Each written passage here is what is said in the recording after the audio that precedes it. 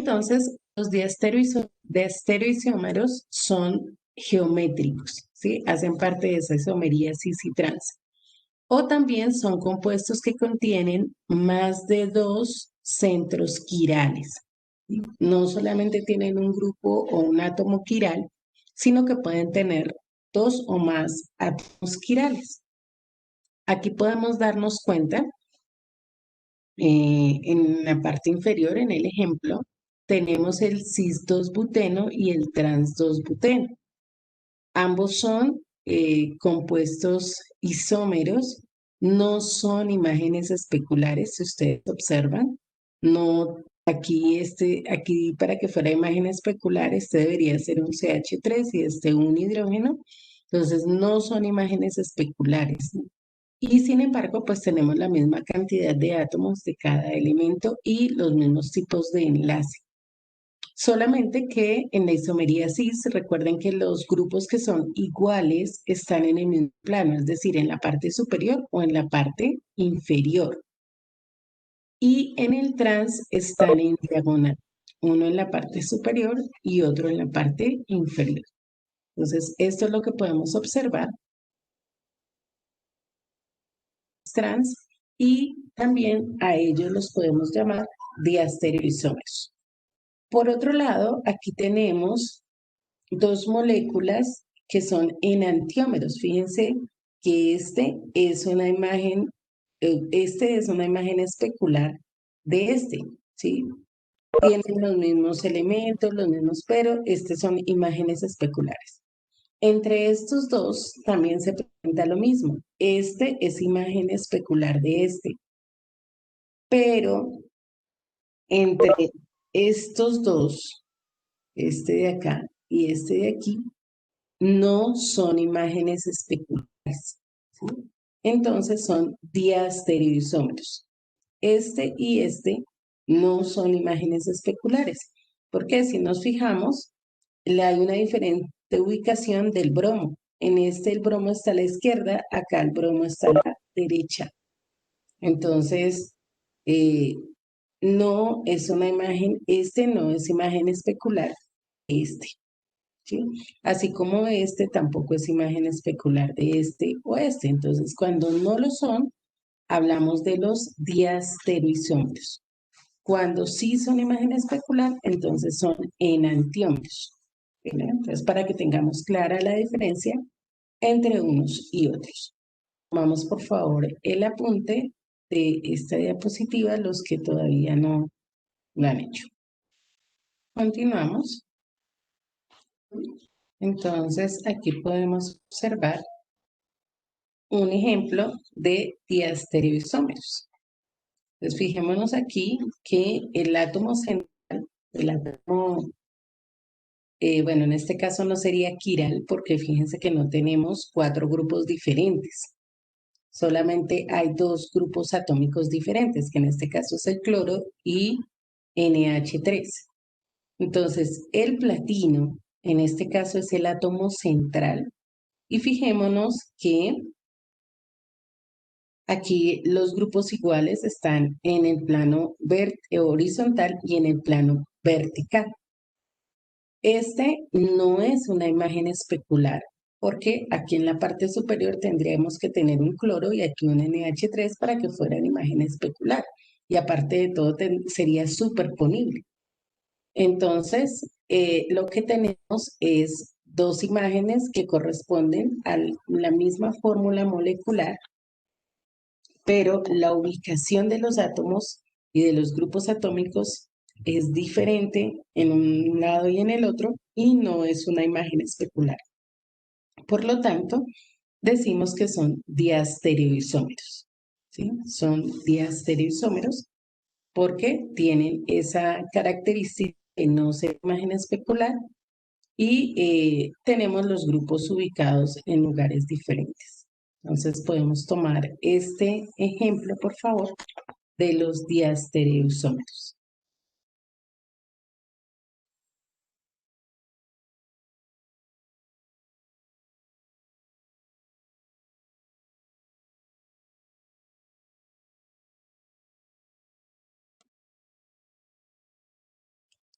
Bueno, continuamos.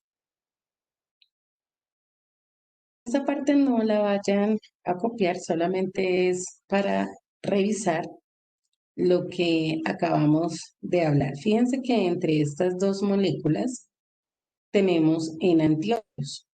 Este es imagen especular de este. De igual manera, este y este corresponden a imágenes especulares.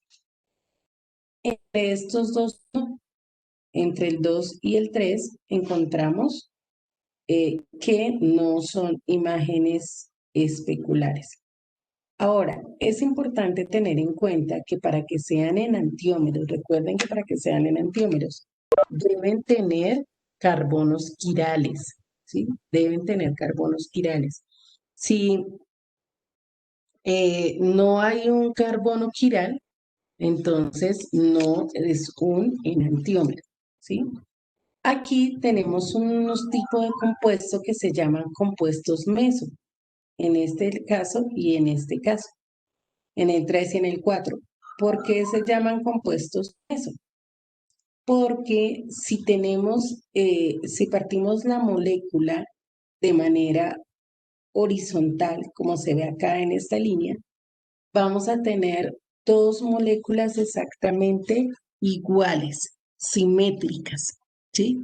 Y esos compuestos mesos se pueden dar en el plano horizontal y en el plano vertical. En este caso no son moléculas quirales, los compuestos mesos no son moléculas quirales. Entonces, esos dos sí son quirales. Estos dos no son moléculas quirales entre ellos, sino que son compuestos meso. Al colocar una línea que divida las dos partes exactamente por la mitad, vamos a tener estructuras iguales, iguales. Entonces, por esa razón, no son moléculas quirales. Entonces, simplemente para hacer la diferencia entre lo que es un enantiómero, que son moléculas quirales, y los compuestos meso, que son aquellos que presentan planos de simetría. Es decir, que en alguna parte de la molécula se puede partir y tenemos de lado a lado y lado, exactamente lo mismo. ¿Sí? Exactamente lo mismo. A eso nos referimos con los compuestos meso. Son moléculas simétricas. En cambio, los enantiómeros no. Los enantiómeros no son simétricos. No tenemos lo mismo, y si son los mismos átomos, están ubicados de manera diferente.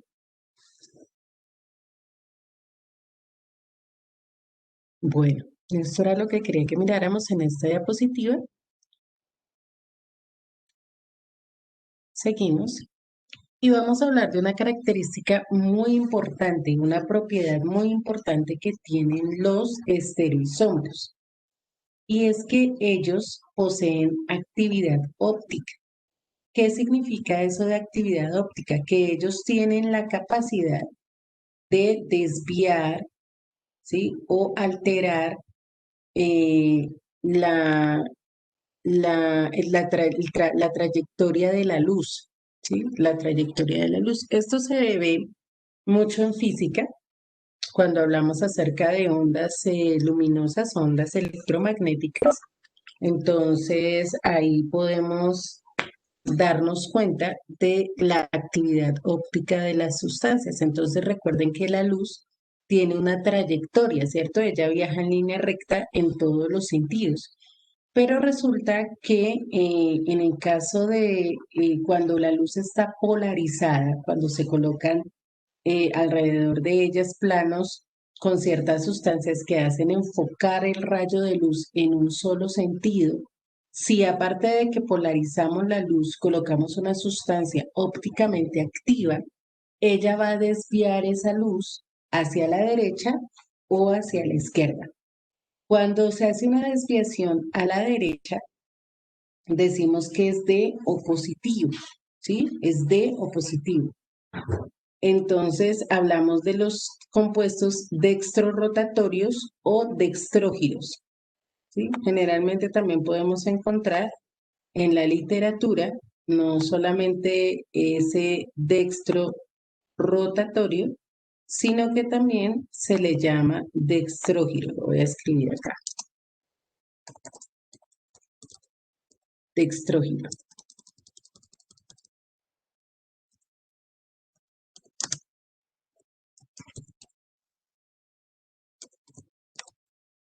Y por el contrario, si hace que la desviación de la luz sea hacia la izquierda, entonces es un compuesto L o levógiro. Dextrógiro o levógiro son los nombres que más se utilizan y lo que nos está indicando es hacia dónde gira el plano de la luz con estas sustancias. Aclaro, tiene que ser luz polarizada. No estamos hablando de la luz eh, visible o sí de la luz visible, pero no digamos cuando ella está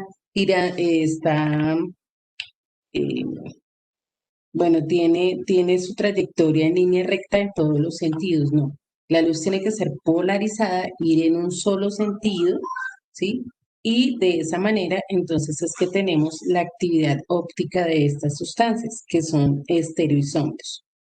Mm, Vamos a darnos cuenta que, por ejemplo, sucede mucho con los carbohidratos. Los azúcares tienen actividad óptica y tenemos azúcares es decir, dextrógiras, que hacen que esa luz gire hacia la derecha, ese rayo de luz, o también tenemos levógiros y los representamos con esas letras D o L.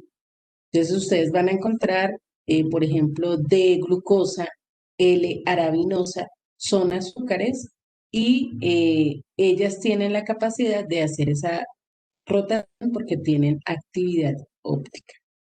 Tomamos el apunte de esta diapositiva y ya les muestro en un esquema qué es lo que sucede.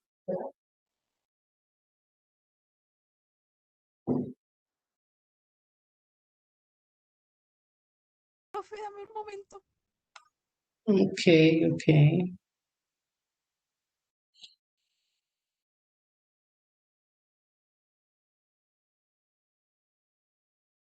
¿Me avisas, por favor, cuando ya podamos seguir?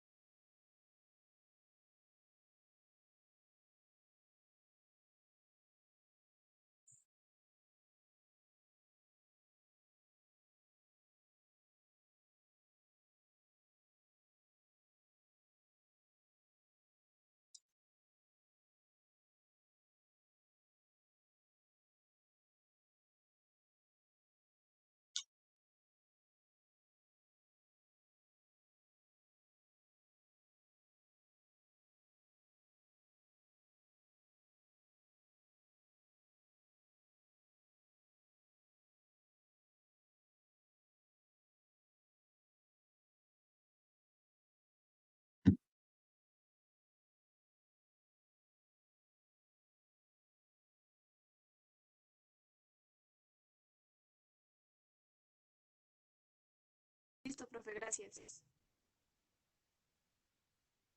Ok. Entonces vamos a mirar acá en este esquema qué es lo que sucede. Tenemos de luz, o la fuente de luz, que en este caso es la bombilla, y fíjense lo que les decía, la luz viaja, como nos muestra acá, en todos los sentidos y en todas las direcciones. Tenemos una placa polarizadora, eh, en esto puede ser un Polaroid, que es una de las placas de los materiales que permiten que la luz se focalice en un solo sentido. Entonces, hace acá su proceso y ya no tenemos en todas las direcciones, sino va acá. El rayo de luz se enfoca en el material polarizado. Acá es un ejemplo de polarímetro, ¿no? Entonces tenemos aquí un tubo donde colocamos nuestra sustancia para determinar si es ópticamente activo. Entonces, a través de en ese tubo se coloca la sustancia y pasa el rayo de luz. Y aquí podemos darnos cuenta que hay una desviación, ¿cierto? Hay una desviación, hay una rotación de ese rayo de luz. Miren cómo venía acá y aquí se genera la rotación de ese rayo de luz. En este caso, decimos que es una sustancia que es ópticamente activa, ¿sí? Ópticamente activa. ¿Por qué? Porque tiene la capacidad de hacer rotar la luz polarizada. En este caso, la rotación se hace hacia la derecha, por lo tanto, es un compuesto dextrógeno, ¿cierto? Dextrógeno. Si hubiese sido en el sentido contrario, si hubiera girado hacia la izquierda, entonces sería un compuesto levógeno. Pero es para que tengan idea de cómo se determina y también se puede determinar, ¿no? El ángulo de rotación. Bueno, hay varias cosas que se pueden analizar desde ese punto de vista. Pero pues no nos interesa en este momento en términos de química, porque pues en física sí es muy importante determinar esos ángulos, esas medidas para diferentes aplicaciones. En el caso de la química, en este momento nos estamos enfocando en determinar si es o no es una sustancia ópticamente activa. ¿Listo? Entonces, es para que más o menos tengan idea a qué nos referimos con el hecho de hacer rotar el rayo de luz polarizada hacia la izquierda o hacia la derecha. Bueno, este esquema solamente es de eh, ilustración, no es necesario que lo hagamos, pero sí era para que entendiéramos que es una característica, es una propiedad de estos estereoisómeros. Ya entonces, teniendo claro lo que son los estereoisómeros, la diferencia entre dextrógeno y levógeno, entre quiral y no quiral, ¿cierto?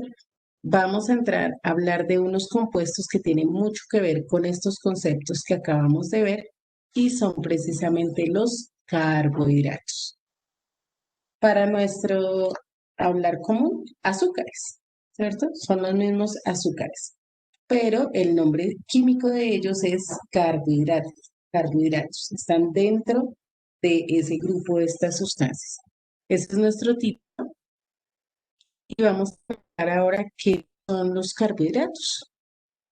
Entonces, en primer lugar, es un grupo de compuestos que hace parte de las moléculas biológicas, ¿cierto? Acuérdense que estamos hablando en este cuarto periodo de los compuestos de interés biológico.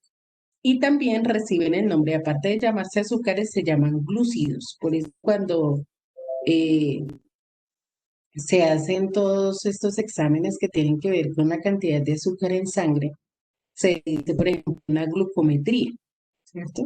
Teniendo presente que ese nombre de glúcidos también está dado para los carbohidratos. ¿Qué tienen en particular los carbohidratos o por qué están compuestos? Están compuestos por hidrógeno, oxígeno y carbono, obviamente, y hay una proporción entre la cantidad de agua, ¿cierto? Entre el hidrógeno y el oxígeno como agua y el carbono. Por eso, en algún momento se les llamó, el nombre se les dio carbohidratos o hidratos de carbono, porque era como si fueran carbonos hidratados. Pero ya con el estudio, con el paso del tiempo, se determinó que no son hidratos de carbono o que no es el nombre más adecuado porque no es que el carbono esté hidratado, son compuestos que tienen unas características totalmente diferentes. Entonces, la fórmula de esos compuestos es CmH2ON, ¿sí? Generalmente M y N casi que son el mismo número. Pero entonces es una cantidad de carbonos y una cantidad N de agua. Em, Habíamos ya en la parte final lo que ya les había dicho, ¿no? O sea, no es, el nombre más adecuado no es carbohidratos o hidratos de carbono, por lo que les decía, no es un carbono hidratado. Las características de estos compuestos son distintas. Entonces, por favor, tomamos el apunte de la descripción de los carbohidratos.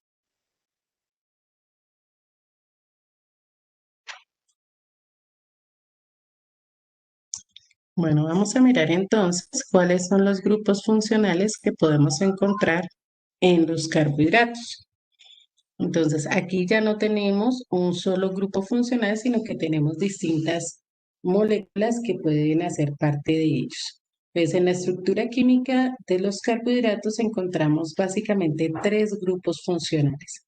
Encontramos el grupo carbonilo de aldehído. Recuerden que es en el aldehído, el grupo carbonilo es terminal, ¿no? Está en un carbono extremo, va a ser en la parte superior o en la parte inferior. De igual manera, encontramos el grupo hidroxilo. Entonces, acá también, este es el gliceraldehído y esta es la dihidroxicetona, que son isómeros, ¿sí? Estos dos son isómeros, de hecho los encontramos en la glucólisis. En la fase uno de la glucólisis hay una isomerasa que convierte dihidroxiacetona en gliceraldehído. Entonces, este proceso lo podemos encontrar eh, en la glucólisis. Entonces, tenemos el grupo hidroxilo, que es el grupo OH, y tenemos también grupo carbonilo de cetona. Entonces, recordemos que si está en un carbono secundario, el grupo carbonilo, entonces es una cetona, ¿sí? Si está en un carbono secundario, es una cetona. Entonces, aquí tenemos esos tres son los grupos funcionales que se encuentran en todos o en la mayoría de los carbohidratos. Generalmente encontramos en algunos aldehídos y en otros cetonas. No vamos a encontrar aldehído y cetona en el mismo carbohidrato. Eso les da cierta clasificación en aldosas y cetosas. Entonces, cuando son de grupo aldehído decimos que son aldosas. Cuando son de grupo eh, de grupo carbonilo, pero de cetona, entonces decimos que son cetosas, ¿sí? Son cetosas. Y ya vamos a mirar otras clasificaciones que ellos tienen. Por favor, hacemos el esquema.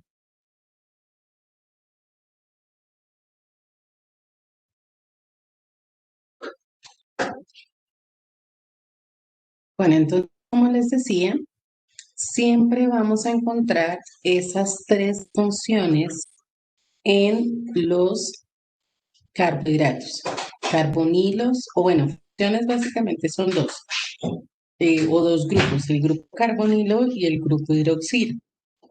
Solamente que el grupo carbonilo, vuelvo y repito, puede ser en un carbono terminal correspondiente a los aldehídos o en un carbono secundario correspondiente a las cetonas. Bueno, ya por tiempo no alcanzamos a revisar la clasificación de los carbohidratos, que tenemos que ir grupo por grupo. Entonces, y ya no nos quedan sino menos de 2 minuticos. Entonces, por hoy vamos a dejar hasta aquí y la próxima semana ya entramos entonces a ver las clases de carbohidratos.